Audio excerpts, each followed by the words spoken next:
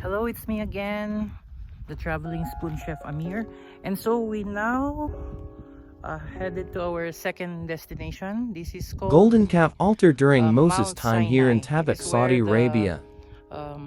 mountain where Moses gave his 10 commandments on this part of this mountain. Yeah. Yes. And on my other side is where the altar It is now secured as of an Moses. archaeological This is where, site. According to the I mean, Bible, this is where this is the exactly the place. Israelites adored or venerated a golden calf in this area.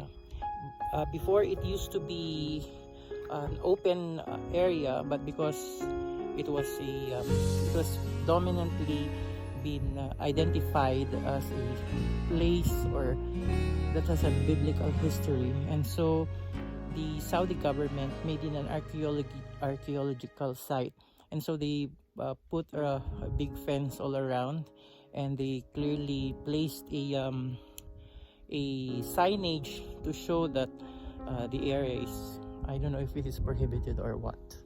Okay, so we'll show you around the area, so you'll take a glimpse of the Mount Sinai and the altar of Moses and the golden calf. So the Saudi Commission for Tourism and Antiquities made this area as an archaeological area, and so they put up a big fence all over, and it clearly says The sign warns trespassers of severe consequences if one breaches the fence. Saudi police are known to patrol the area and approach those who do not appear to live in the area.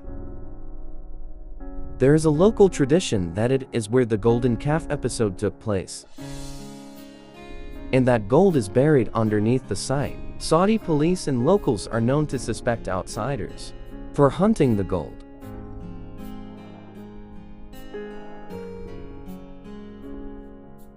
The site has a pile of large rocks with many petroglyphs of bulls and people worshipping the bulls. For instance, one shows a person holding a bull up above his head like an act of praise.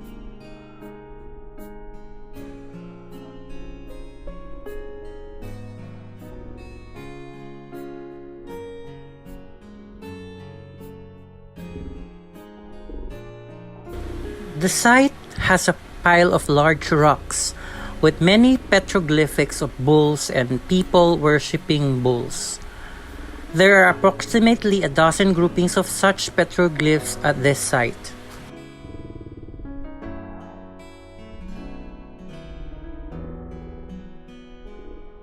In the book of Exodus recounts that some of Moses' followers rebelled after he was on Mount Sinai longer than expected, apparently believing that Moses died or gone missing. They pressure Aaron into creating a golden calf to worship as a representation of God. The choice of the golden calf likely reflects a brief return to the Egyptian bull god of Apis and Hathor, as the dissenting Israelites may have assumed that the Egyptians' gods have prevailed and killed Moses. It is also possible that they were adopting the local bull worshipper practices they may have witnessed in Midian.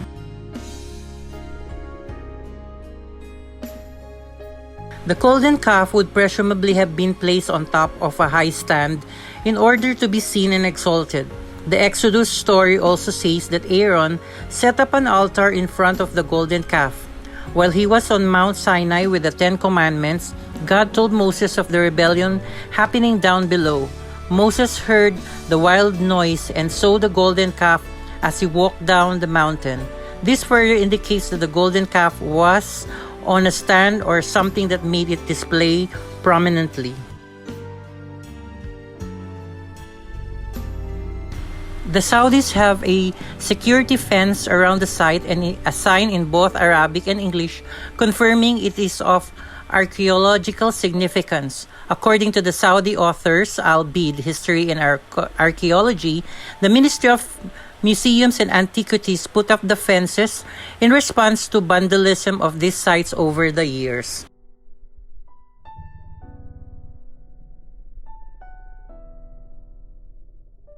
Based on the story, the following evidence could be found at the Mount Sinai true location: a possible golden calf worship site with evidence of bull worship near the mountain, a high stand upon which the golden calf can be seen and worshipped, evidence of gold, an altar or structure resembling an altar in front of the stand, and the worship site must have enough flat land to accommodate a crowd of thousands of worshippers.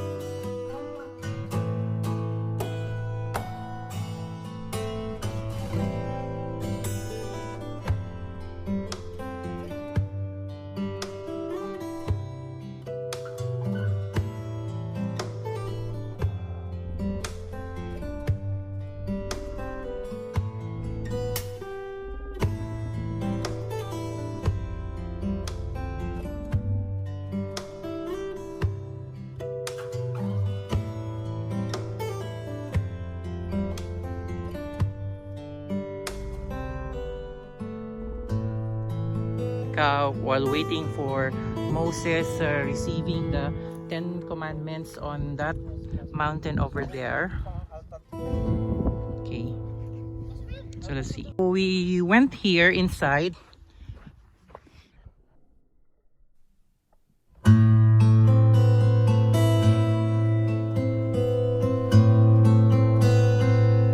And since there was no security people around the area or patrolling around the vicinity of the altar, some of a group of friends were able to get into or inside the holy worshippers area.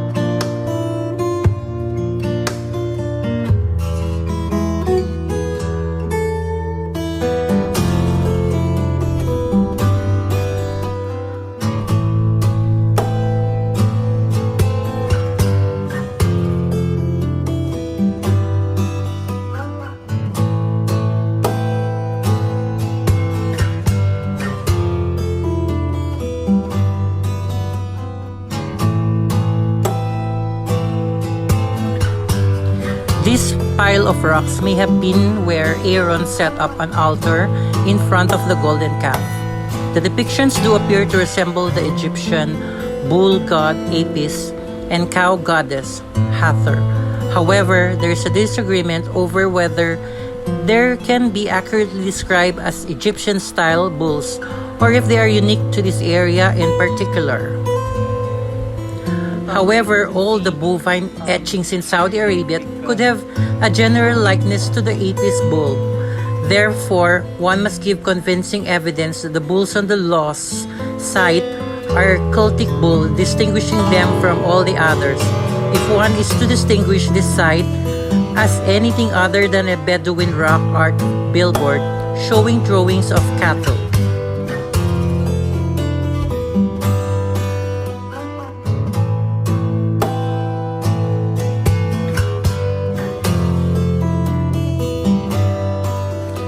The horns on the bull in Saudi Arabia are similar to those seen on the Egyptian bull god Apis.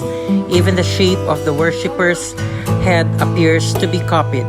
Larry Williams, a Wall Street trader who traveled to the site with Bob Kernuku in 1980s, quoted an archaeologist from the University of Riyadh as saying, "These drawings are the Hathor and Apis bull from Egypt. I have never seen them in the country before." These bovine inscriptions are not found anywhere else in the region, and they resemble the type of bovine inscriptions found in Egypt. The Saudis deny that any archaeologist from their country said such.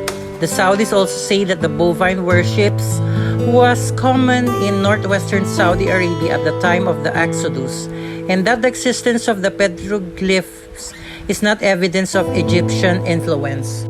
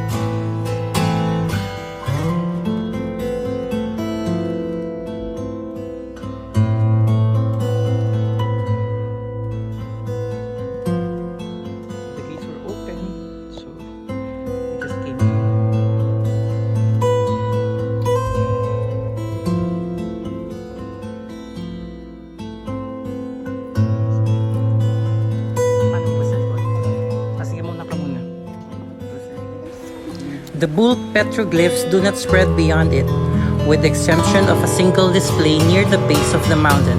It gives the impression that the bull worship arose suddenly and only briefly at this location, and it is unclear why it would happen here. On one side of the pile of large rocks, there are a few faint paintings of bulls in red. These depictions have only been noticed in recent years. The drawings are differently stylistically from the other petroglyphs. However, painted bulls are rare and very significant. It was stated that the archaeologists did not mention the images of this site or the overall topic of Mount Sinai.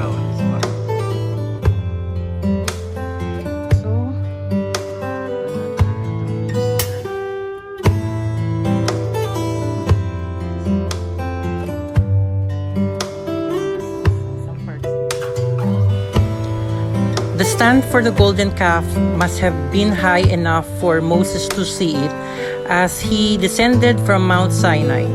The logistical requirements are met by this site's rock structure. The pile of rocks can be climbed relatively easily, and there is a flat top where the golden calf could have been placed. There is a discolored circular indentation at the top that is very distinct. It is possible that this is where Moses ground the calf into powder.